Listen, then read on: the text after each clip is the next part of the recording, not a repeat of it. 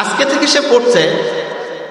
এখন যা পড়বে জাস্ট 1 ঘন্টা পরে কিন্তু 56% জিনিস সে ভুলে যাবে, একদিন পরে 70% ভুলে যাবে, 1 সপ্তাহ পরে 80% ভুলে যাবে।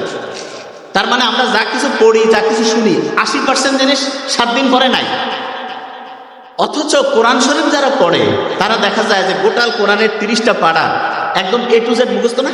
তারা কিভাবে খেয়াল রাখে? কেউ যদি হাফেজি পড়াটা দেখবে যে হাফেজিতে যারা পড়ে ভোরের টাইমে তারা একটু পড়ে এবং সকালে আবার একটু পড়ার পরে দুপুরের পর থেকে তারা রিভিশন দেয়, মাগরিবের পরে তারা রিভিশন দেয়, এশার পরেও রিভিশন।